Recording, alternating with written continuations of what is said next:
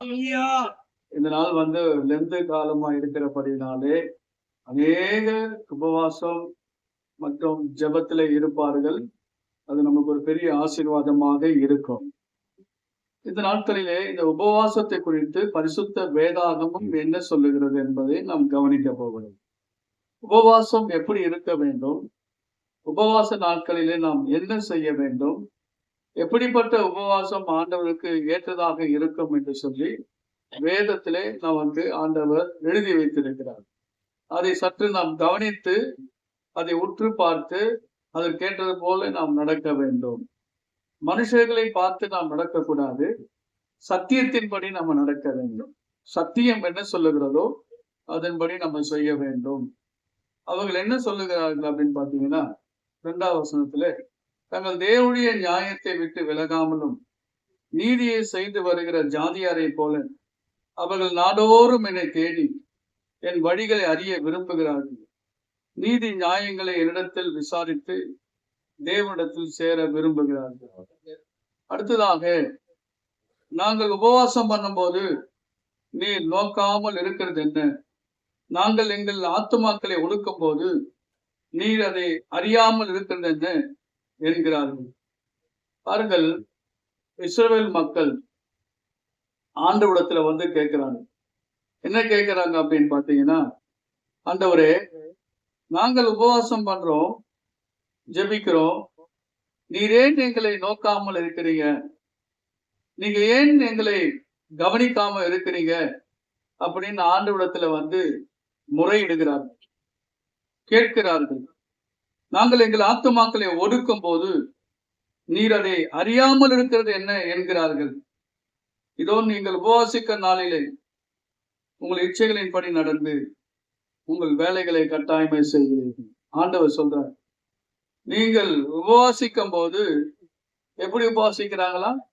இச்சையின்படி உபவாசிக்கிறாங்க. உங்களுடைய விருப்பத்தின்படி நீங்கள் உபவாசிக்கிறீர்கள்.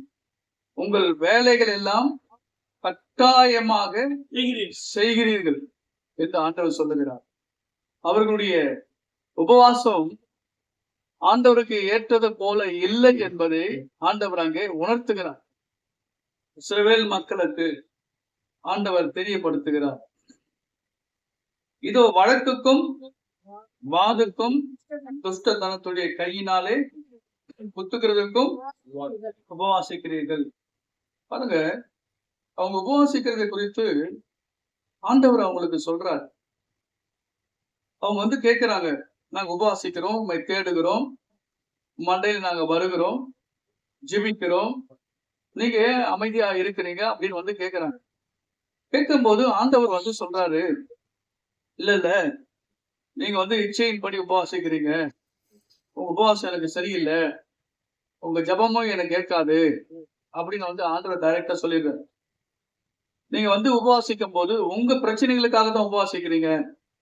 வழக்குக்கோ உங்களுக்கோ எதிராளிக்கோ பிரச்சனைக்கு அது அது நிமித்தம் நீங்க உபவாசிக்கிறீங்க அப்படின்னு ஆண்டவர் சொல்றாரு. வழக்குக்கும் வாக்குவாதம், பிரச்சனைகள், சண்டைகள், துஷ்டத்தனத்துடைய கையினால் குத்துகிறதுக்கும் உபவாசிக்கிறீங்க அப்படின்னு ஆண்டவர் அங்க தெளிவுபடுத்துறார். இந்த காலகட்டத்துல திருச்சபை மக்கள் அநேகர் உபவாசிக்கிறாங்க.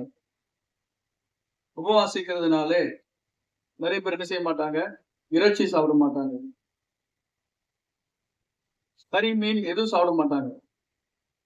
அப்போ இந்த போப்பாண்டவர் கேட்கிறாரு, ஜான் பிரான்சிஸ் கேட்கிறாரு, ஒரு துண்டு கறி நீ வெறுக்கிறதுனால, ஒரு துண்டு கறி நீங்க சாப்பிடாத இருக்கிறதுனால உங்க வாழ்க்கை மாறிடுமா? ஒரே ஒரு பீஸ் மீன் நீங்க எடுக்காதனால அந்த மீன் பீஸ் உங்களை மாற்றிவிடுமா? ஒரு துண்டு கறி உங்களை மாற்றிவிடுமா அப்படின்னு அவர் கேட்கிறார். நான் வேணா அந்த குரூப்ல போட்டு விடுறாங்க அவருடைய வார்த்தைகள். ஏன் என்று சொன்னால், ஆண்டவர் எதை மாறணும்னு விரும்புறாருன்னா, நம்முடைய வாழ்க்கை நடைமுறை, சாப்பாடு நம்ம உள்ள போறது, சாப்பாடு உள்ள போகுது, கறி மீன் உள்ள போகுது, இது மனுஷனை தீட்டுப்படுத்தாது. மனுஷனை ஒரு நாளும் வந்து நீ நிறைய சாப்பிட்ட, நீ பரலோகம் வரக்கூடாது அப்படின்னு ஆண்டு சொல்ல மாட்டாரு. குணம் மாறணும்னு ஆண்டு சொல்றாரு. உன் குணம் கெட்டதா ஆயிடுச்சுன்னா அதுதான் பிரச்சனை. உள்ள இருந்து வெளியே வந்து பாரு வார்த்தைகள். வெளியே இருந்து உள்ள போறது நம்மளை தீட்டுப்படுத்தாதான். ஆனா உள்ள இருந்து வெளியே வருது பாரு, அதுதான் நம்மளை தீட்டுப்படுத்தும். கெட்ட வார்த்தை, கெட்ட சிந்தனை, விபச்சாரம், வேசிதனம், காம விகாரம், இச்சைகள் எங்க இருந்து வருது? உள்ளத்துல இருந்து வெளியே வருகிறது. வெளியில இருந்து ஒரு டம்ளர் ஜூஸ் குடிக்கிறதுனால, ஒரு துண்டு இறைச்சி சாப்பிடுறதுனால அது பாவம் இல்லை. சொல்லுங்க. எல்லாம் கவனிக்கணும். அப்ப உபவாசிக்கும் போது உங்கள் கூக்குரலை நீங்கள் உயரத்திலே கேட்க பண்ணுகிறீர்கள். உயரத்தில் என்ன செய்யணும்? கேட்க பண்ணுகிறீர்கள். உங்க சத்தத்தை நீங்கள் அதிகமாக உயர்த்துகிறீர்கள். ஆலயத்திலே ஜபம் பண்ணபடி 2 மனுஷர்கள் சென்றார்கள். லூக்கா சுவிசேஷ புத்தகம் 18ஆம் அதிகாரம் என்று நான் நினைக்கிறேன். 2 மனிதர்கள் தேவனுடைய ஆலயத்திற்கு சென்று ஜெபிக்கும்படியாக சென்றார்கள். 18ஆம் அதிகாரம் 10வது வசனம். 2 மனுஷர்கள் ஜெபம் பண்ணும்படி தேவனுக்கு போனார்கள். ஒருவன் பரிசேயன், மற்றவன் ஆயக்காரன். பரிசேயன் தேவனே, நான் பரிகாரர், அநியாயக்காரர், விபச்சாரக்காரர் மற்ற மனுஷனை போலவும் இந்த ஆயக்காரனை போலவும் இராததினால் உம்மை ஸ்தோத்திரிக்கிறேன். பாருங்க, அவன் வந்து ஜெபிக்கும் போது மற்றவர்களை குறை சொல்லுகிறான். மற்றவர்களை இவன் ஜெபம் பண்ணும் போது இந்த ஜெபத்திலே அடுத்தவர்களை குறை சொல்லுகிற ஜெபம். பரிசேயனுடைய ஜெபம், அவன் சத்தமிட்டு ஆண்டவரிடத்தில் ஜெபிக்கிறான். பரிகாரர், ஆண்டவரே பரிகாரர். பரிகாரன் சொன்னா திருடன், கள்ளன். நான் அவனை போல இல்ல. இவனை பரிகாரருக்கு தன்னை ஒப்பிட்டு அவன் பேசுகிறான். ஆண்டவரே பரிகாரர், அநியாயக்காரர், அநியாயம் செய்கிறவங்க. உலகத்துல எத்தனை விதத்துல அநியாயம் பண்றவங்க நிறைய பேர் இருக்கிறாங்க. அவங்கள போல நான் இல்ல ஆண்டவரே. விபச்சாரக்காரர் ஆகிய மற்ற மனுஷரை போலவும், இங்க ஒரு பையன் இருக்கிற ஆயக்காரன், அவனை போலவும் நான் இல்ல ஆண்டவரே. இராததினால் உம்மை ஸ்தோத்தரிக்கிறேன். பாருங்க, 9வது வசனம் சொல்லுகிறது, மற்றவர்களை அற்பமாய் எண்ணின சிலை குறித்து ஆண்டவர் சொல்லுகிறார். நம்ம யாருமே அற்பமாய் எண்ணக்கூடாது. உபவாசம் ஜபம் செய்யும் போது மற்றவர்களை அற்பமாக எண்ணக்கூடாது. ராகேல் என்ற ஒரு மகள் இருந்தார், சகோதரி. யாக்கோபு அதிகமாக நேசித்தான். அவளை தான் திருமணம் செய்து கொள்ள வேண்டும் என்று விரும்பினார். 7 வருஷம் வேலை செய்தான். ஆனா அப்பா என்ன செய்தாரு? ராகேலை திருமணம் செய்து கொடுக்கவில்லை. அதற்கு பதிலாக மூத்தவள் லேயாலை திருமணம் செய்து கொடுத்தார். ஆனால் பைபிள்ல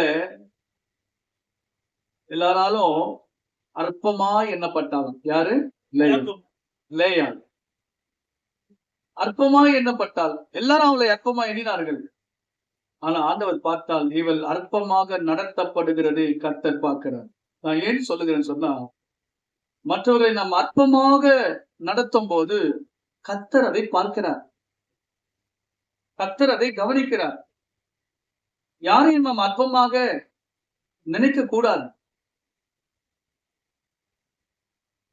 ஒன்றுக்கும் உதவாதவர்கள் இவர்கள் இருந்து என்ன பிரயோஜனம் என்று நம்ம சொல்லக்கூடாது. நான் தான் உயர்ந்தவன், நான் தான் பெரிய ஆளு, மற்றவங்க யாருமே இல்லை, சரியில்லை அப்படின்னு நம்ம ஒருபோதும் தீர்மானம் பண்ணிவிடக் கூடாது. ஏனென்று சொன்னால் எல்லாவற்றையும் கர்த்தர் பார்க்கிறவராக இருக்கிறார். பிரியமான தேவ ஜனமே, மற்றவர்களை அற்பமாக எண்ணுகிறதுனாலே நம்முடைய ஜெபம் கேட்கப்படும் என்று நாம் நினைக்கிறோம். மற்றவர்களை போல நாம் அதிகமாக நீதிமான்களாக இருக்கிறபடினாலே நம்முடைய உபவாசத்தை கர்த்தர் அங்கீகரிப்பார் என்று நாம் நினைக்கிறோம். ஆனா ஆண்டவர் எதிர்பார்க்கிறது எல்லாம் பெருமை அல்ல, தாழ்மை. தாழ்மை ரொம்ப முக்கியம்.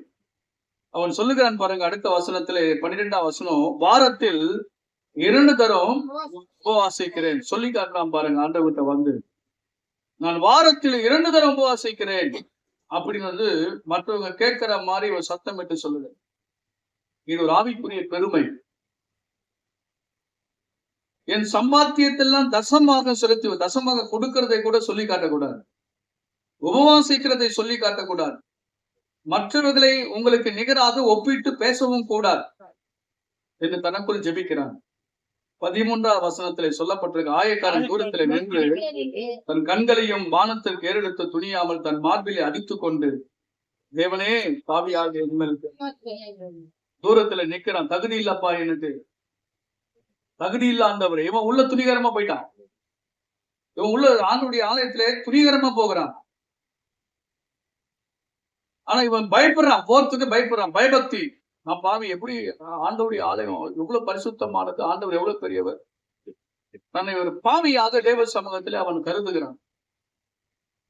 வானத்தில் கூட கண்களை ஏறெடுக்க அவன் துணியிலே தன் மார்பிலே அடித்துக் கொள்ளுகிறான், வயிற்றில் அடித்துக் கொள்ளுகிறான். தேவனே பாவியாகி என்மேல் கிருபையாகி, பாவி அன்று என்மேல் கிருபையாயிரும் என்று சொல்லி தாழ்மையான ஒரு ஜபம். நம்முடைய ஜபம் எப்படி இருக்கணும்னா, உபவாச நாட்களிலே உங்களை நீ தாழ்த்த வேண்டும். தாழ்மை உள்ளவனுக்கு ஆண்டவர் கிருபை அளிக்கிறார். அவன் அல்ல, அடுத்த வாசனம், இவனே நீதிமானாக்கப்பட்டவனாய் தன் வீட்டுக்கு திரும்பி, நீதிமானாய் வந்தவன் பெருமையாய் தேவனுக்கு பிரியமில்லாதவனாய் அவன் வெளியே போகிறான். பாவியாக வந்தவன் தன் வீட்டுக்கு நீதிமானாய் புறப்பட்டு அவன் போகிறான். ஏனெனில் தன்னைத்தான் உயர்த்துகிறவன் தாழ்த்தப்படுவான், தன்னை தாழ்த்துகிறவன் உயர்த்தப்படுவான் என்று எழுதப்பட்டிருக்கிறது. நாம் ஆண்டவர் சமூகத்திலே வரும்போது பெருமையான எந்த எண்ணம் உபவாச நாள் இருக்கவே கூடாது. நமக்கு என்ன உயர்வு இருக்கு? எந்த உயர்வும் எனக்கு இல்லப்பா, உங்களுக்கு முன்பாக நான் பாவியாக இருக்கிறேன் என்று சொல்லி உபவாசத்திலே நம்மை தாழ்த்தும் போது அதுதான் நல்ல உபவாசம் என்று கர்த்தர் சொல்லுகிறார். பிரைஸ் தி லார்ட் சொல்லுங்க. அல்லேலூயா, அல்லேலூயா. பாருங்க, மனுஷன் தன் ஆத்துமாவை ஒடுக்குகிறதும் தலைவணங்கி நாணலை போல் இரட்டிலும் சாம்பலிலும் படுத்துக் கொள்ளுகிறதும் எனக்கு பிரியமான உபவாச நாளா இருக்குமோ? இதையா உபவாசம் என்று கர்த்தருக்கு பிரியமான நாள் என்று சொல்லுகிறேன். உபவாசிக்கும் போது முகத்தை துக்கமா வைக்கவே கூடாது. சில பேர்லாம் துக்கமா இருப்பாங்க. அப்ப நம்ம பார்க்கணும், நீங்க உபவாசமான்னு கேட்போம். ஆமா பாஸ்டர், ரொம்ப அப்படியே ஒரு மாதிரி அவங்க தாழ்மையா இருக்கிற மாதிரி இருக்கும். பட் டல்லா சொல்லுவாங்க உபவாசம். அப்படி இல்லை, முகவாடலா இருக்கவே கூடாது. ஃப்ரெஷ்ஷா இருக்கணும். தலைக்கு எண்ணெய் போட்டு முகத்தை கழுவி சூப்பரா வந்து நிக்கணும். அல்லேலூயா, அல்லேலூயா. உபவாசம் தெரியவே கூடாது. அவ்வளவு மன மகிழ்ச்சியோடு கூட இருக்க வேண்டும். உடலை வருத்தி கொள்வதற்காக உபவாசம் அல்ல, உடலை கீறி கொள்வதற்காக உபவாசம் அல்ல. கர்த்தருடைய பிள்ளைகளே, நம்மை ஆண்டவருக்கு முன்பாக தாழ்த்துவதுதான் உபவாசம் என்று எழுதப்பட்டிருக்கு. 4ஆம் வசனம் சொல்லப்பட்டிருக்கிறது, உங்களுடைய இச்சைக்காக நீங்கள் உபவாசிக்கிறீங்க. வழக்கு வாதுக்காக, துஷ்டர்கள் கையினால் குத்துகிறதுக்காக நீங்கள் உபவாசிக்கிறீங்க. ஒரு மனுஷன் உபவாசத்தை ஏற்படுத்தும். வாசித்து பாருங்க, 1 ராஜாக்கள் புத்தகம் 21ஆம் அதிகாரம். எல்லாரும் திருப்பிக் கொள்ளுங்க. 1 ராஜாக்களின் புத்தகம் 21ஆம் அதிகாரத்திலே 9வது வசனத்தை வாசித்து பாருங்க. அந்த நிருபங்களில் அவள் எழுதினது என்னவென்றால், உபவாசம் என்று பிரசித்தப்படுத்தி, பாருங்க, நாபோத் என்ற ஒரு மனிதன் இருக்கிறான். அந்த மனிதனுக்கு எங்க ஒரு இடம் இருந்தது அப்படின்னு பாத்தீங்கன்னா, ஆகாப் என்கிற ராஜாவுடைய பக்கத்திலே அவனுக்கு இடம் இருந்தது. 21ஆம் அதிகாரம் 1 வசனத்தை படிங்க. இவைகளுக்கு பின்பு இஸ்ரவேலாகிய நாபோத்துக்கு இஸ்ரவேலிலே சமாரியாவின் ராஜாவாகிய ஆகாபின் அரண்மனையின் அண்டையிலே, பாருங்க, ராஜாவுடைய அரண்மனை இருக்குல்ல, ராஜாவுடைய அரண்மனை, அந்த பக்கத்திலே இந்த மனுஷனுக்கு, நாபோத் என்கிற மனுஷனுக்கு ஒரு தோட்டம் இருந்துச்சு, திராட்சை தோட்டம். இவன் அரண்மனையிலிருந்து வெளியே வரும்போதெல்லாம் எதை பார்ப்பான் தெரியுமா? திராட்சை தோட்டம். தினந்தோறும் திராட்சை தோட்டத்தை பார்ப்பான். அதை பார்த்து அவன் ரொம்ப வேதனை ஆயிட்டான், துக்கமாயிட்டான். அவன் மனைவி எசபேல் கேட்கிறாங்க, ஏங்க நீங்க ரொம்ப துக்கமா இருக்கீங்க அப்படின்னு. சொல்லுங்க, எதுவா இருந்தாலும் நான் உங்களுக்கு செஞ்சு கொடுக்குறேன். மனைவி வந்து சொல்றேன், எனக்கு அந்த திராட்சை தோட்டத்தின் மேல ஆசையா இருக்கு. ஆனா அது நம்மளது இல்ல, வேற ஒருத்தன். அப்போ மனைவி சொல்றா, ஏங்க இதுதானங்க, நீங்க போய் எழுந்து சாப்பிடுங்க, நான் முடிச்சு கொடுக்குறேன். அல்லேலூயா. எப்படிமா ஆகும்? அவன் வேற ஒருத்தன் தாச்சு, எப்படி நான் உங்களுக்கு முடிச்சு கொடுக்குறேன். அல்லேலூயா. மனைவி சொல்ற, இவனுக்கு ஆசை, அரண்மனை பக்கத்திலேயே வேற ஒருத்தன் திராட்சை தோட்டம். பார்க்கும் முதல்ல ஆசை, இது கிடைக்காதா? நிறைய பேர் அப்படித்தானே, சிலதெல்லாம் பாக்குறதெல்லாம் எனக்கு வேணும், பாக்குறதெல்லாம் எனக்கு வேணும், இது எனக்கு கிடைக்காதா? இந்த மாதிரி பல விஷயங்கள் நம்ம வந்து ஆசைப்படுறோம். ராஜாவுக்கே அந்த ஆசை இருந்துச்சு.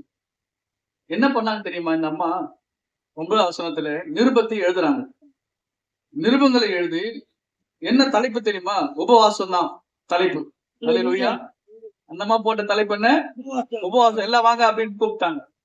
பாருங்க, கர்த்தரும் உபவாசம் சொல்லிட்டு கூட்டங்களை சேர்த்து நாபத்தையும் அந்த இடத்துல வரவழைத்து சாட்சிகளை சொல்லும்படியாக சாட்சிக்காரர்களையும் கைக்கூலி கொடுத்து அவனை ஏற்படுத்தி, நாபோத்து தேவனுக்கு விரோதமாய் தூஷணம் பண்ணினான் என்று நீங்கள் எழுப்ப வேண்டும். அப்படிப்பட்ட அந்த உபவாச நாளிலே இவன் மேல் குற்றம் சாட்டி எல்லாரும் கல்லெறிந்து இவனை கொல்ல வேண்டும். அதுதான் உபவாசம். அல்லேலூயா. 12வது வசனம் சொல்லப்பட்டிருக்கிறது, அவர்கள் உபவாசம் என்று பிரசித்தப்படுத்தி நாபோத்தை ஜனத்தின் முன்னே நிறுத்தினார்கள். பாத்தீங்களா என்ன ஒரு விஷயம்? உபவாசம் என்ற போர்வையிலே ஒரு மனுஷனை தீர்த்து கட்டுவது, அழிப்பது. நிறைய பேர் சொல்றாங்க இப்படிதான், நான் உபவாசம் பண்ணி ஜெபம் பண்ணா பாஸ்டர் அவன் என்ன மாதிரி ஆயிடுவான் தெரியுமா? நான் மாத்திரம் உபவாசம் பண்ணி ஜெபம் பண்ணா. யோசனை பண்ணி பாருங்க. வேதம் சொல்லுகிறது, இந்த 16வது வசனத்தை, நாபோத் செத்து போனதை அவனை கல்லெறிஞ்சு கொண்டுட்டாங்க. உபவாசம் என்ற போர்வில் அவனை கல்லெறிஞ்சு கொண்டுட்டாங்க. கல்லெறிஞ்சு கொன்ன பிறகு நாபோத் என்ன பண்ண? செத்து போனதை ஆகாப் ராஜா கேட்கிறான். கேள்விப்பட்ட பிறகு அவன் இஸ்ரவேலின் ஆகிய நாபோத்தின் திராட்சை தோட்டத்தை சொந்தமாய் எடுத்துக் கொள்ளபடி எழுதுகிறான். பாத்தீங்களா? இதுதானே நாள் நடக்கிற உபவாசம். மற்றவருடைய சொத்துக்களை அபகரிப்பது, கொல்லுவது, குத்துவது, இடிப்பது, அபகரிப்பது, திருடுவது, இதற்குதான் அநேகர் உபவாசிக்கிறார். ஆண்டவர் வந்து ஜனங்களுடைய செய்கைகளை கர்த்தர் பார்க்கிறார். நீங்க எல்லாம் உபவாசிக்கும் போது சொந்தமான காரியத்தை, கேசு கோர்ட், அது விஷயம், அந்த காரியம், இந்த பிரச்சனை, அந்த பிரச்சனைக்காக தான் நீங்க என்ன செய்றீங்க? உபவாசிக்கிறீங்க, தேடுறீங்க அப்படின்னு. உபவாசிக்கும் போது நீங்க எனக்காக உபவாசிக்கல, உங்களுக்காக உபவாசிக்கிறீங்க. நீங்க சாப்பிடும் போது எனக்காக சாப்பிடல, உங்களுக்காக சாப்பிடுறீங்கன்னு ஆண்டவர் கேட்கிறேன். ஒரு மனுஷனுக்கு விரோதமாக தீமை செய்யும்படியாக உபவாசித்து அந்த நிலங்களை அபகரித்து ஆண்டவர் சும்மா விடுவாரா? அந்த இசபேல் எப்படி ஒரு நீதிமானை உபவாசம் என்ற போர்வையில கொண்டு வந்து அவனை முன்ன நிறுத்தி சாட்சிக்காரர்களை ஏற்படுத்தி அவனை கல்லெறிஞ்சு கொண்டு அவன் ரத்தத்தை அந்த இடத்துல சிந்தினாலோ, அந்த மனுஷனுடைய முடிவு என்ன தெரியுமா? மேல இருந்து கீழே விழுந்தான். உயரமான வீட்டிலிருந்து கண்ணுக்கு மை போட்டுக்கொண்டே வரும்போது கீழே விழுந்தான். கண்ணுக்கு மை, லிப்டிக், தன்னை அழகுபடுத்திக் கொள்ளும் போதே கீழே விழுந்தான். கீழே விழும்போது வெடித்து சிதறி ரத்தம் சிந்தப்படும். நாய் வந்து அவர் ரத்தத்தை நக்கினது. நாய் வந்து அவர் ரத்தத்தை நக்கினது. இதெல்லாம் ஆண்டவர் வந்து பார்த்து கொண்டிருக்கிறார். பிரியமான தேவ ஜனமே, உங்களை நான் பயமுறுத்தவில்லை. உபவாச நாளிலே ஆண்டவர் எதை செய்யணும், எதை செய்யக்கூடாது, எப்படி உபவாசிக்கணும்னு ஆண்டவர் நமக்கு கற்றுக் கொடுக்கிறார். 59ஆம் அதிகாரத்திலே 2வது வசனத்தை வாசித்து பாருங்கள்.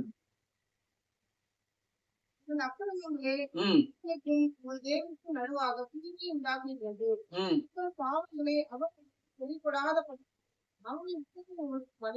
அதுக்கு ஆண்டவர் என்ன சொன்னார்? 58:6 என்ன சொன்னார்னா, அக்கிரமத்தின் கட்டுக்களை அவிழ்க்கிறதும் நுகத்தடியின் பிணைகளை நெகிழ்கிறதும் நெருக்கப்பட்டிருக்கிறவர்களை விடுதலையாக்குகிறதும் சகல நுகத்தடிகளையும் உடைத்து போடுகிறது தான் எனக்கு உகந்த உபவாசம் சொல்றாரு. அக்கிரம சிந்தையோடு கூட நான் உபவாசிக்க கூட. ஏன் நமக்கு ஆண்டவர் செவி கொடுக்கல? 59:2 கர்த்தர் மிக தெளிவாய் சொல்லிட்டாரு, உங்கள் அக்கிரமங்களே உங்களுக்கும் உங்கள் தேவனுக்கு நடுவாக பிரிவினை உண்டாக்குகிறது. என்னன்னா அக்கிரம சிந்தை. தாவீது சொல்கிறார், நான் அக்கிரம சிந்தை கொண்டிருப்பேன், ஆனால் ஆண்டவர் எனக்கு செவி கொடார். அக்கிரம சிந்தை கொண்டிருப்பேன், ஆனால் ஆண்டவர் எனக்கு செவி கொடார். இப்போ ஏன் ஆண்டவருக்கு நமக்கு ஒரு மதில் சுவர் இருக்கு. இந்த மதில் சுவர் ஆண்டவர் அந்த பக்கம் இருக்காருன்னு நாம இந்த பக்கம் இருக்கிறோம். ஏதோ ஒரு சுவர் தடையா இருக்கிறது. ஆண்டவர் நம்மள பார்க்க முடியல, நம்ம ஆண்டவர் பார்க்க முடியல, தடையா இருக்குது. இங்க இருந்து அங்க எதுவும் போல, அங்க இருந்து எதுவும் இங்க வரல. காரணம் என்ன? அக்கிரமத்தின் சுவர். அக்கிரமம் தேவனுக்கும் நமக்கும் பிரிவினை உண்டாக்குகிறது. உங்கள் பாவங்களே அவர் உங்களுக்கு செவி கொடாதபடிக்கு அவருடைய முகத்தை உங்களுக்கு மறைக்கிறது அப்படின்னு சொல்றாரு. மறைக்கிறது. பாவங்கள் அக்கிரமங்கள் ரொம்ப கொடியது. உள்ளத்திலே பாவம் வைத்துக் கொண்டு மேல உபவாசிக்கிறாங்க ஜனங்க எல்லாரும். இது என்ன சொல்றாருன்னா மாய்மாலன்னு சொல்றாரு. மாய்மாலம். இன்னும் தெளிவா சொல்லணும்னா நடிப்பு அப்படின்னு சொல்லணும். அல்லேலூயா. நடிப்பு அப்படின்னு சொல்லலாம். இது எங்க ஆண்டவர் பார்க்கிறாருன்னா இஸ்ரவேல் ஜனங்கள் மத்தியிலே கர்த்தர் பார்க்கிறார். அடுத்த வசனம் சொல்லப்பட்டிருக்கிறது 4ஆம் வசனத்திலே 59:4 நீதியை தேடுகிறவனும் இல்லை. இது நான் சொல்லல, கர்த்தர் சொல்றாரு, அம்மா நீங்கள் என்னை தவறாய் புரிந்து கொள்ள வேண்டாம், நான் சத்தியத்தை சொல்லுகிறேன். சத்தியத்தை சொல்லி நாம் ஆராய்ந்து பார்க்க வேண்டும். நீதியை தேடுகிறவனும் இல்லையா, ஆனா உபவாசிக்கிறாங்க. சத்தியத்தின்படி வழக்காடுகிறவனும் இல்லை. மாயை நம்பி அபத்தமானதை பேசுகிறார்கள். தீமையை கற்பம் தரித்து அக்கிரமத்தை பெறுகிறார்கள். தீமையை கற்பம் தரிக்கிறாங்க. ஒருத்தருக்கு தீமை செய்யலாம். பாத்தீங்கன்னா ஆகாபு நாபத்தை கொலை செய்வது, பொய்யான சாட்சிகளை எழுப்பது, பொய் சொல்லுவது, அபகரிப்பது, கொள்ளையிடுவது, ஒரு நல்ல ஒரு மனுஷனை கெட்ட பேரை உண்டாக்குறது, விரோதிகளை எழுப்புவது, விரோதம் செய்யும்படியாய் மற்றவர்களை தூண்டி விடுவது,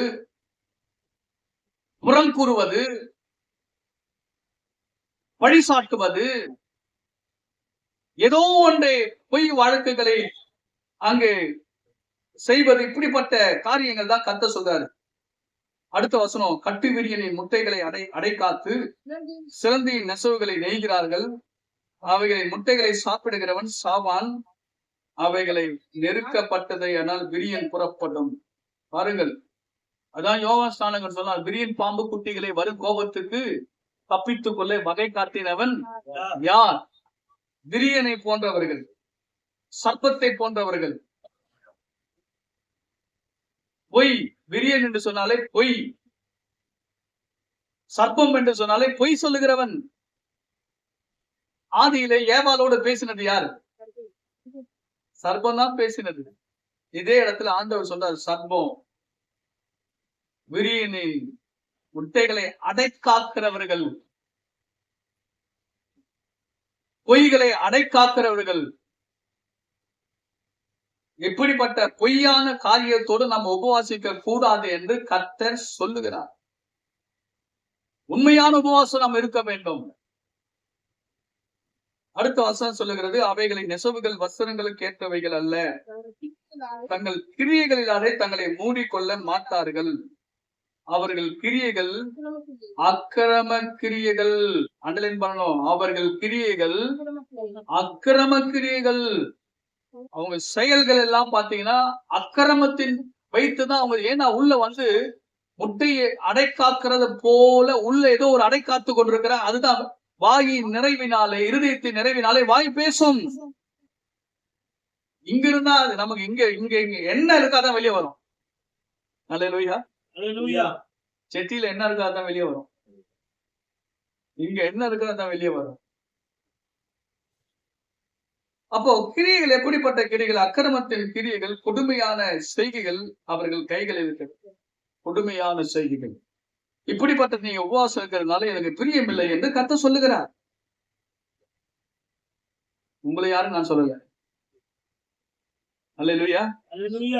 இதை கேட்டுக்கொண்டிருக்கிற உங்களை சொல்லவில்லை. பைபிள்ல ஆண்டவர் உபவாசத்தை குறித்து எழுதி வைத்திருக்கிறார். நாம் அப்படி இருக்க வேண்டும் என்று நான் சொல்லுகிறேன். 7ஆம் வசனம், அவர்கள் கால்கள் பொல்லாப்பு செய்ய ஓடி. கால் எங்க ஓடுது? எங்கோ ஓடுது. யாருக்கிட்டையும் ஓடுது. எதையோ சொல்லுகிறது, எதையும் பேசுகிறது. நம்ம எங்க போறோம் என்பதை கர்த்தர் பார்க்கிறார். என்ன பேசுகிறோம் என்பதை கர்த்தர் பார்க்கிறார். என்ன கிரியைகள் நாம் செய்கிறோம் என்பதை கர்த்தர் கவனித்துக் கொண்டிருக்கிறார். குற்றமில்லாத ரத்தத்தை சிந்த தீவிரிக்கிறது. அவர்கள் நினைவுகள் அக்கிரம நினைவுகள், பாழக்கடிப்பும் அழிவும் அவர்கள் வழிகளிலே இருக்கிறது. பாருங்க, அவங்க வழியில் என்ன இருக்கான்? அக்கிரம நினைவுகள், பாழக்கடிப்பும் அழிவும் அவர்கள் வழிகளிலே இருக்கிறது. சமாதான வழி அறியார்கள். அவங்க சமாதானம் பேசவே மாட்டாங்க யாருக்கிட்டையும். சமாதானம் பேசுறாரு, அதெல்லாம் எனக்கு பிடிக்காது. அல்லேலூயா. சமாதானத்திற்கு பேசவே மாட்டாங்க. ரஷ்யாவுக்கும் உக்ரைனுக்கும் சண்டை நடக்குது. ஹமாஸ் தீவிரவாதிகளுக்கும் இஸ்ரேலுக்கும் பயங்கரமான பிரச்சனை நடந்து ஓடிக்கொண்டிருக்குது. சவுதி அரேபியா போயிட்டு குறுக்க நின்று சமாதானம் பேசலாம்னு சொல்றான். அதெல்லாம் எங்களுக்கு வேணாம் அப்படின்றான். அல்லேலூயா. 2 பேர் சண்டை போட்டுக்கிறாங்க வழியில, டிராபிக்ல. ஒருத்தன் இடிச்சுட்டான், ஒருத்தன் பண்ணிட்டான் அப்படின்னு சொல்லிட்டு சமாதானம் இருங்கன்னு வந்து பேசுறாங்க. இருந்தாலும் பேசி தெரிஞ்சுக்கலாம், பேச்சு கடை இல்லை. அல்லேலூயா. ஆனா பைபிள் வசனம் என்ன சொல்லுகிறது? சமாதானம் பண்ணுகிறவர்கள் பாக்கியவான்கள். சமாதானம் பண்ணுகிறவர்கள் பாக்கியவான்கள். தேவன் கலகத்திற்கு தேவன் அல்ல, அவர் சமாதானத்திற்கு தேவன் என்று வேதம் சொல்லுகிறது. தேவன் எதுக்கு தேவனாயிருக்கிறார்? கலகத்துக்கு அல்ல, சண்டைக்கு அல்ல. அவர் வந்து சமாதானத்திற்கு தேவன். அவருடைய பேர் சமாதான பிரபு. சமாதான வழி அறியார்கள். அவங்க எத்தனை வழியில ஓடினாலும் அந்த வழியில சமாதானம் இல்ல. நீ போற வழியில பாதையில சமாதானம் இல்லப்பா, அங்க போகாத அப்படின்னு நம்ம சொன்னா கூட கேட்க மாட்டாங்க. அந்த வழியில சமாதானம் இல்ல, தயவு செய்து அந்த வழியில போகாத. கர்த்தர் சொல்றாரு, அந்த வழியை நீ மாத்து, நீ போற பாதை சரியில்லை. ஆண்டவர் சொல்றாரு, அவர்கள் நடைகளிலே நியாயம் இல்லை, தங்கள் பாதைகளை தாங்களே கோணலாக்கி கொண்டார்கள். அவைகளில் நடக்கிற ஒருவனும் சமாதானத்தை அறியான். நீ தேடுகிற சமாதானம் அது சமாதானம் இல்லப்பான்னு எங்க ஓடினாலும், எந்த புனித ஸ்தலத்திற்கு போனாலும், எந்த மலைக்கு போனாலும், எந்த இடத்துல போய் புனித ஸ்தலத்துல நீராடினாலும், உன் காணிக்கை கொடுத்தாலும் உனக்கு சமாதானம் இல்லை. கர்த்தர் சொல்றாரு என்ன அப்படின்னா, 10ஆம் வசனத்திலே, நாங்கள் குருடரை போல சுவரை பிடித்து கண்ணி இல்லாதவர்களை போல தடவுகிறோம். இரவில் இடகிறது போல பட்ட பகலிலே இடுகிறோம். சத்தவனை போல பாழ் இடங்களிலே கிடக்கிறோம். கண் இருக்கு, ஆனா என்ன செய்யறாங்க? சோரை பிடிக்கிறாங்க, தடவுகிறாங்க. இரவிலே இடர்கிறது போல பட்ட பகல்ல இடறாங்க. நைட்ல தான் நிறைய பேர் பயப்படுவாங்க, ஆனா இவங்க பகல்லே பயப்படுறாங்க. இரவுல பயப்படுறவங்க எங்க பயப்படுறாங்க? பகல்லே பயம் வருது. காரணம் என்ன? 13ஆம் வசனம் சொல்லப்பட்டிருக்க, கர்த்தருக்கு விரோதமாய் துரோகம் பண்ணி பொய் பேசி எங்கள் தேவனை விட்டு பின்வாங்கினோம், கொடுமையாகவும் கலகமாகவும் பேசினோம், கள்ள வார்த்தைகளை கர்ப்பம் தரித்து இருதயத்திலிருந்து பிறப்பிக்க பண்ணினோம். நியாயம் பின்னிட்டு அகன்றது, நீதி தூரமாய் நின்றது, சத்தியம் வீதிகளிலே இடறி யதார்த்தம் வந்து சேரமாட்டாமற் போகிறது. சத்தியம் தள்ளுபடி ஆயிற்று. பொல்லாப்பை விட்டு விலகுகிறவன் கொள்ளையாகிறான். இதை கர்த்தர் பார்த்து நியாயமில்லை என்று விசனம் உள்ளவரானார். ஆண்டவர் அவங்க செய்யறதெல்லாம் ஆண்டவர் துக்கப்படுறார். ஆனா பைபிள் என்ன எழுதப்பட்டிருக்கிறது? நீங்கள் முத்திரையாய் பெற்ற பரிசுத்த ஆவியானவரை துக்கப்படுத்தாதிருங்கள். ஆவியானவரை துக்கப்படுத்தாதிருங்கள். தேவனை துக்கப்படுத்தாதிருங்கள். உங்களை நடத்துகிற ஊழியக்காரரை நீங்கள் துக்கப்படுத்தாதிருங்கள். அப்படிலாம் பைபிள் வாசகத்தில் எழுதப்பட்டிருக்கிறது. நாம இதை கவனிக்க வேண்டும். என்ன செய்யணும் ஐயா? அப்போ 58:1 என்ன எழுதப்பட்டிருக்கு அப்படின்னு பாத்தீங்கன்னா, சத்தமிட்டு கூப்பிடு, கொள்ளாது. அடக்கி கொள்ளாதே. காலத்தை சத்தத்தை உயர்த்தி என் ஜனத்துக்கு அவர்கள் மீட்கலையும் யாக்கோபு வம்சத்தாருக்கு பாவங்களையும் அப்ப நான் முதலாவது என்ன செய்யணும்னா, சத்தமிட்டு கூப்பிடணும். என்ன சத்தம் அப்படின்னா, ஆண்டவரே நீங்க தான் எங்களுக்கு, உங்களை விட்டா எங்களுக்கு யாருமே. ஆண்டவர்கிட்ட பேசு, ஆண்டவரோட பேசு, சத்தமிட்டு கூப்பிடு. ஏன்னா நம்ம பிரச்சனை அதிகமா இருக்கு. நம்மை சுற்றில ஏகப்பட்டதான ஒரு அக்கிரமத்தின் கிரியைகள், அந்தகாரத்தின் கிரியைகள், பிசாசுடைய கிரியைகள் இருக்குது. சத்தமிட்டு கூப்பிடு, அடக்கி கொள்ளாதே. உன் உள்ளத்தில் இருக்கிற காரியங்கள் தேவனுக்கு தெரியப்படுத்தும். எக்காலத்தை போல் உன் சத்தத்தை என்ன செய்? உயர்த்து. உன் சத்தத்தை உயர்த்தி, எங்க உயர்த்த வேண்டுமோ அங்க உயர்த்த வேண்டும். எப்படி உயர்த்த வேண்டுமோ அப்படி உயர்த்த வேண்டும். என் ஜனத்துக்கும் அவர்கள் மீறுதலையும், யாக்கோபின் வம்சத்தாருக்கு அவர்கள் பாவங்கள் என்ன செய்? தெரிவி. ஆண்டு சொல்றாரு, ஊழியக்காரனே அவங்க செய்யற பாவத்துல நீ தெரிவிக்கணும், யாக்கோபுக்கு தெரிவிக்கணும். யாக்கோபு பாவம் செய்யறான், அவனுக்கு தெரிவி. யாக்கோபின் வம்சங்கள் பாவம் செய்யறாங்க, அவங்களுக்கு அந்த பாவத்தை தெரிவி. ஜனம் பாவம் செய்யறாங்க, ஜனத்துக்கு பாவத்தை தெரிவி, உணர்த்து. அப்போ உபவாசம் என்று சொன்னால் என்ன? நாம் செய்யற பாவங்கள் நமக்கு உணர்த்தப்பட வேண்டும். நம்முடைய பாவங்கள் நமக்கு உணர்த்தப்பட வேண்டும். நம்முடைய அக்கிரமங்கள் உணர்த்தப்பட வேண்டும். ஒருவேளை நம்முடைய பாவங்கள் நமக்கு உணர்த்தப்படாவிட்டால் பாவத்தில்தான் நாம வாழ்வோம், பாவத்தில்தான் இருப்போம். எப்போ நம்முடைய பாவங்கள் உணர்த்தப்படுகிறதோ, அக்கிரமங்கள் உணர்த்தப்படுகிறதோ, அப்பதான் நம்ம மனம் திரும்ப முடியும். அது சொல்ல வேண்டும் என்று சொன்னால் ஒரு ஊழியக்காரன் மூலமாக ஆவியானவர் பேசுவார். மகளே மகனே, இந்த பாவம் ஒரு சின்ன பாவம், சின்ன காரியம் தான் உனக்குள்ள இருக்குது, அது எடுத்து போட்டுரு அப்படின்னு ஆண்டவர் சொல்றாருன்னா எடுத்து போட்டுடணும். இல்ல இல்ல என்கிட்ட ஒண்ணு இல்ல அப்படின்னு சொல்லக்கூடாது. தன் பாவங்களை மறைக்கிறவன் வாழ்வடைய மாட்டார். தன் பாவங்களை மறைக்கிறவன் வாழ்வடைய மாட்டான். அவைகள் அறிக்கை செய்து இன்னொரு வசனம், எண்ணில்லாமே பாவம் இல்லை என்று சொல்லுவான், ஆனால் தன்னை தானே வஞ்சிக்கிறவனாக இருக்கும். என்கிட்ட பாவம் இல்லைன்னு சொல்லுவதே ஒரு பாவமா? என்கிட்ட பாவம் இல்லைன்னு சொல்றதே ஒரு பெரிய பாவம்.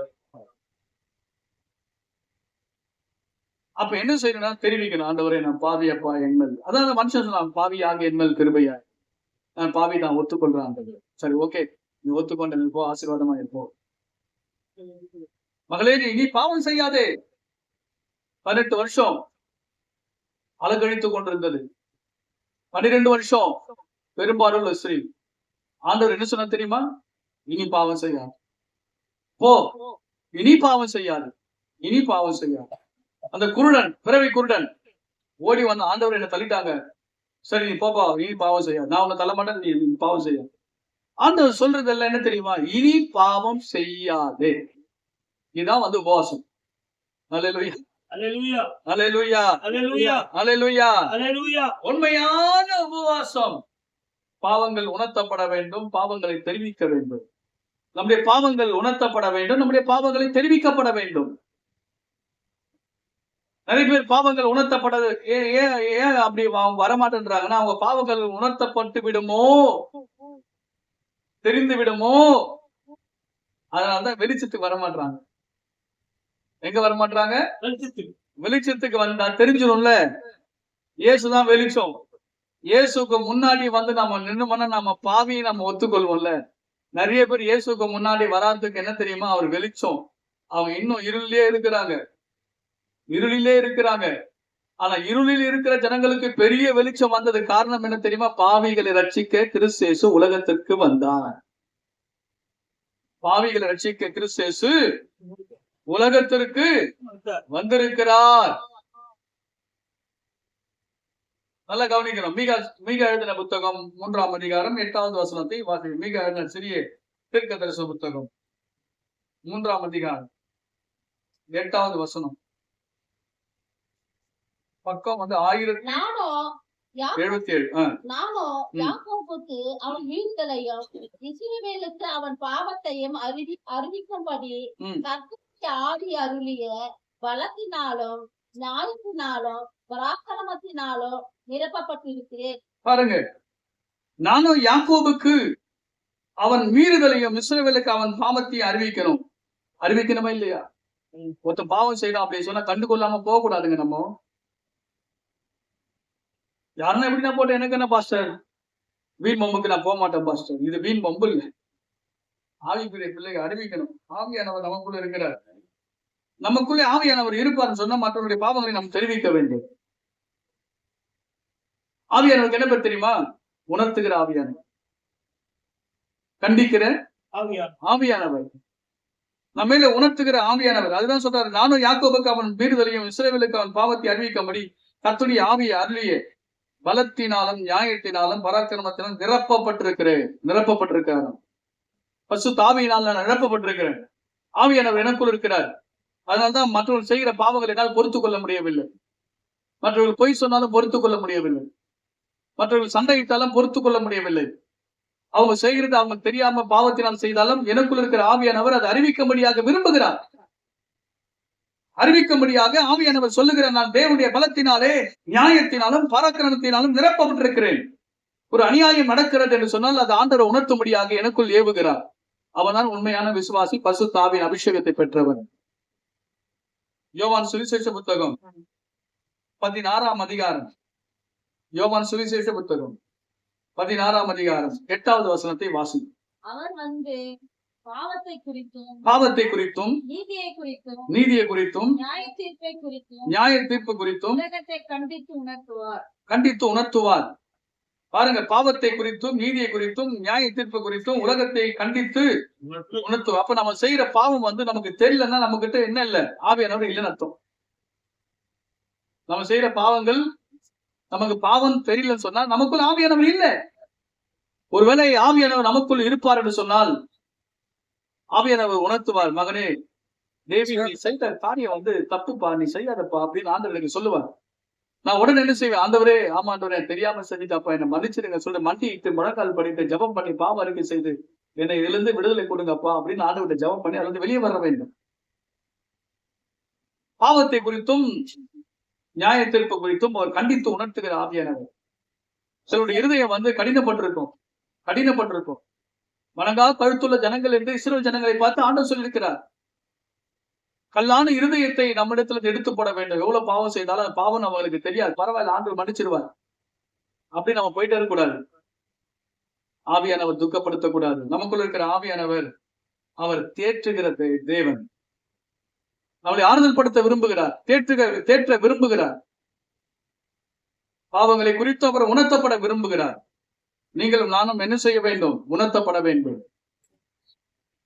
ஏசாயா தீர்க்கதரிசன புத்தகம் 1ஆம் அதிகாரம் 4வது வசனத்தை சீக்கிரமா படிங்க. ஏசாயா 1:4. ஐயோ பாவமுள்ள ஜாதியும் அக்கிரமத்தால் பாரம் சுமந்த ஜனமும் பொல்லாதவர்களின் சந்ததியும் கேடு உண்டாக்குகிற புத்திரமாய் இருக்கிறார்கள். கர்த்தரை விட்டு இஸ்ரவேலின் பரிசுத்தருக்கு கோபம் உண்டாக்கி பின்வாங்கி போனார்கள். எப்போ ஒரு மனுஷன் ஆண்டவரை விட்டு பின்வாங்கி போனானோ அந்த மனுஷன் மேல ஆண்டவர் ஒரு நாள் பிரியமா இருக்கவே மாட்டார். நம்ம எல்லாரும் கர்த்தரோடு இருக்கணும். நீங்கள் கர்த்தரோடு இருந்தால் கர்த்தர் உங்களோடு கூட இருப்பார். ஆமென். அல்லேலூயா. மேலே 3வது வசனம் சொல்லப்பட்டிருக்கு, மாடு தன் எஜமானையும் கழுதை தன் ஆண்டவனின் முன்னணியும் அறியும், சிலவிலும் அறிவில்லாமலும் என் ஜனம் உணர்வில்லாமல் இருக்கிறார்கள். கவனிக்கணும், இந்த அர்த்தம் உங்களுக்கு தெரியுமா? மாடு தன் எஜமானுக்கு தெரியும். ஒரு நாள் ஒரு மாட்டை வளர்த்தவன் சில நாட்களுக்கு பிறகு தன்னுடைய கஷ்டத்தினாலே அந்த மாடை விற்க வேண்டிய சூழ்நிலை வந்தது. வேற ஒருவனுக்கு அந்த மாட்டை அவன் விற்று விட்டான். பல மாதங்கள் உருண்டோடியது. ஒரு நாள் அந்த மாடு அந்த வழியாக விற்கப்பட்ட எஜமான் இருக்கிறனால அந்த எஜமானோட நடந்து போகுது.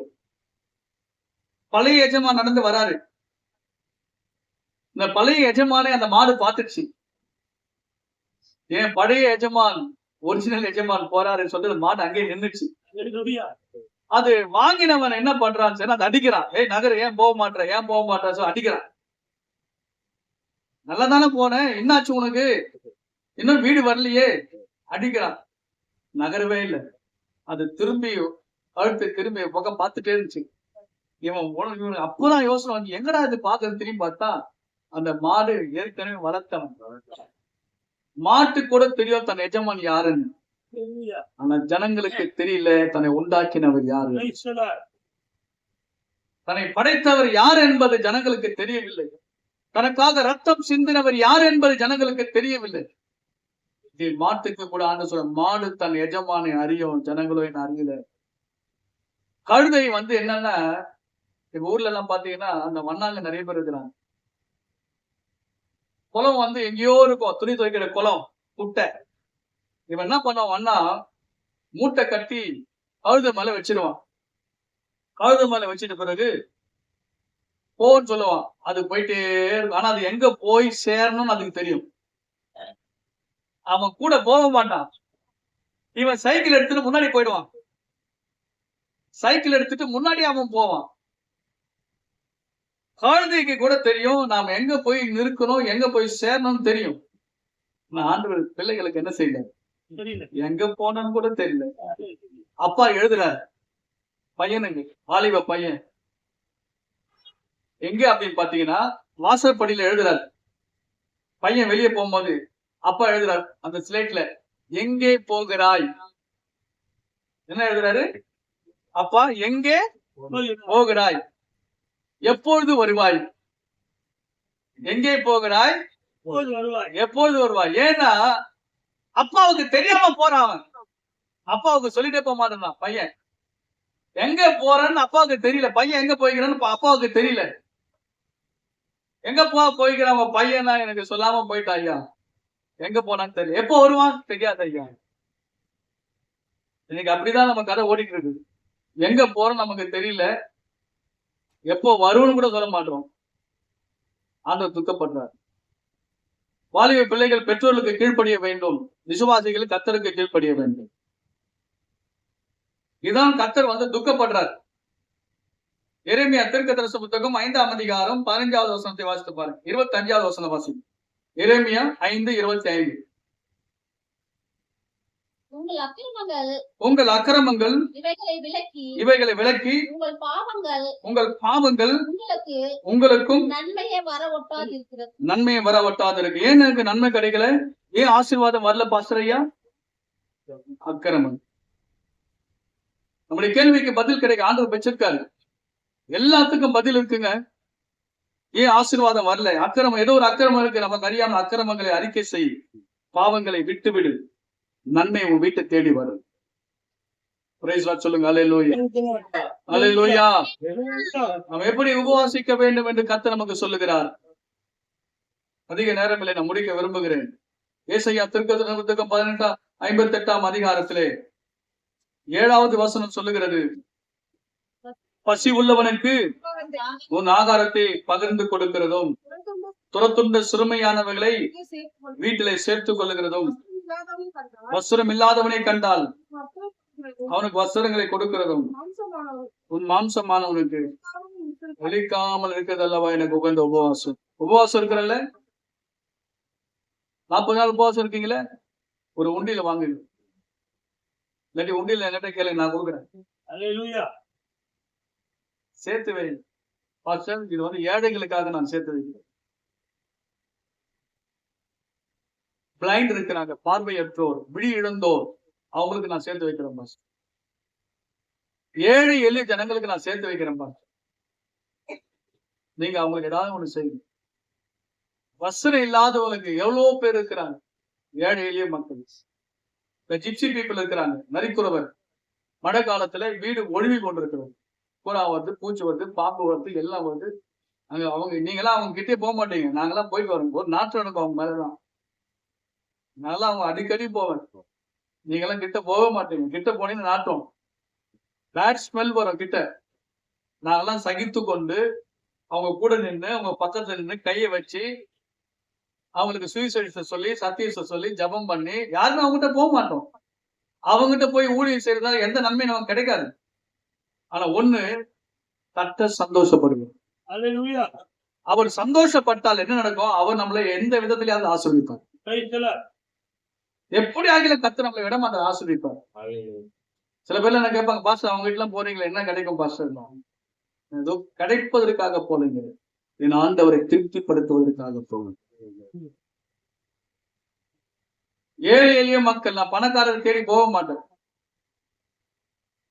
ஏன் சொல்றேன்னா, ஏழை எளிய மக்கள் தான் ஆண்டவர் வாசம் செய்தார்.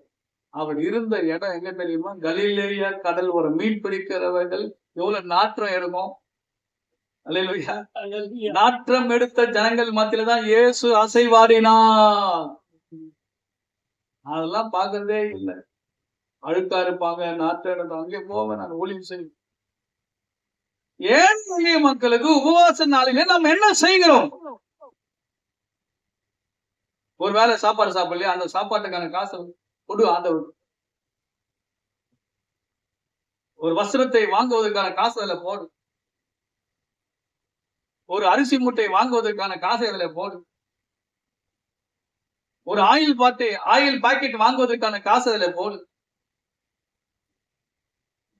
டீக்கு காபிக்கு அடிக்கடி நம்ம சொல்லப்போம், அதனுடைய காசு அதுல போடு.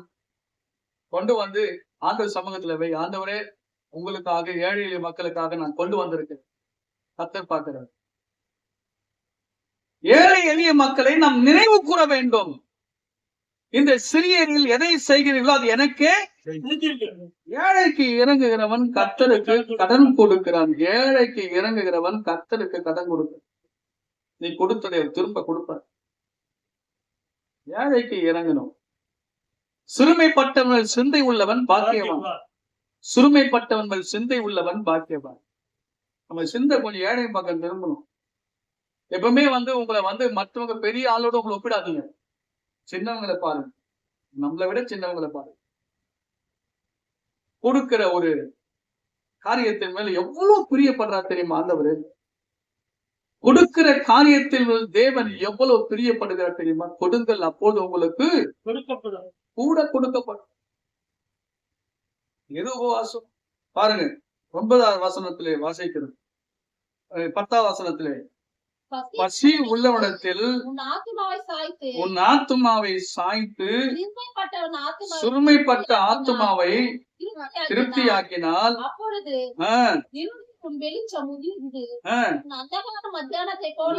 உன் வாழ்க்கை எப்படி தெரியுமா இருக்கும்? பிரகாசமா கர்த்தர் வைப்பார். உன் குடும்பம், பிள்ளைகள், உன் எதிர்காலம், சந்ததி அவ்வளவு நல்லா இருப்பாங்க. பைபிள் வசனம் பொய் சொல்லாங்க. விடிய கால 8ஆம் வசனம், விடிய கால வெளுப்பை போல உன் வெளிச்சம் எழும்பி உன் சுக வாழ்வு சீக்கிரத்திலே துளிர்த்து உன் நீதி உனக்கு முன்னாலே செல்லும்.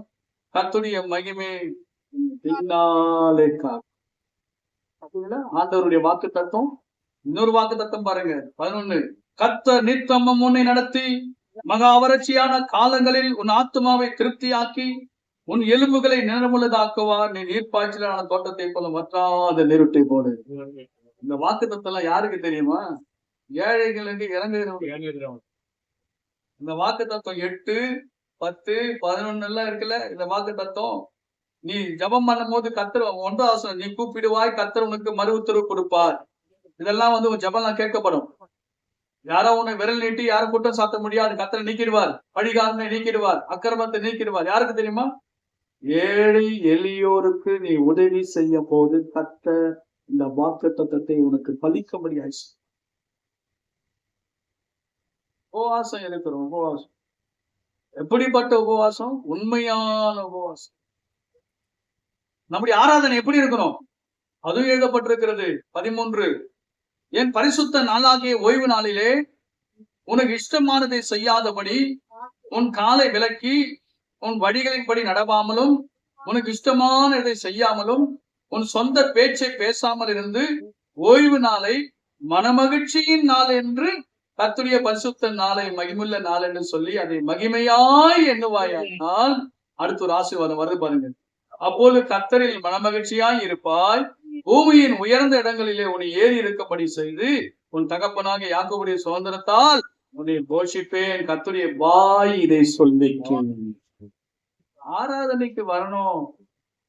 உண்மையான பரிசுத்தமான ஆராதனை என்ன தெரியுமா? ஞாயிற்றுக்கிழமை ஒரு நாள், அதாவது 2 மணி நேரம் ஆண்டவருக்கு கொடுக்க முடியாதா? ஓய்வு நாள்ல நம்ம வந்து கட்டாயம் ஆண்டவரை ஆராதிக்கணும். ஆராதனை பண்ணி பாருங்க. இது ஓய்வு நாள்ல ஆண்டவருக்கு என்று இது கர்த்தருடைய நாள். 2 மணி நேரம் ஆண்டவருடைய நாள்ல வந்து உட்கார முடியல. அப்புறம் நம்ம சொல்றோம் கர்த்தர் ஆசீர்வதிக்கல. எனக்கு எப்படி ஓய்வு நாளை ஆசரிப்பதுதான் உண்மையான உபவாசம். அல்லேலூயா. அல்லேலூயா. ஓய்வு நாளை வந்து அந்த எங்கேயுமே போக கூடாது. எனக்கெல்லாம் இந்த வார்த்தை இருக்கிறதுனால ஜார்ஜி ஐயா அம்மா இருக்கிறாங்க. சந்தோஷப்படுகிறேன். வேற ஒருத்தர் கூட போன வாரம் இவர் கொடுத்து சாட்சி சொன்னேன். வயது முதிர்ந்தவங்க. எங்களுக்கு முன்பாக யாரும் வரல. சர்ச்சில் அவங்க 2 பேரும் வந்து முன்னாடி உட்காந்துட்டு இருப்பாங்க. வயதானவங்க நடக்க முடியல ஐயாவுக்கு. ஆட்டோல ஏறி வராங்க. வாலிப பிள்ளைக்கு சொல்றோம் நம்ம தூரமா இருக்குது, கொஞ்சம் தூங்கிட்டேன். சாக்கு போக்கு சொல்றோம். நிறைய பேர் சாக்கு போக்கு, ஏதோ ஆலயத்துக்கு வரலன்னா தலைவலி வந்துருச்சு பாச்சு, வயிற்று வலி பாச்சு, அது பாச்சு. நீ என்ன வலி வந்து இங்க வந்து பாரு எல்லாம் போயிடும். நீ வராதபடிக்கு சாத்தான் தடை செய்கிறாங்க. அன்னைக்குதான்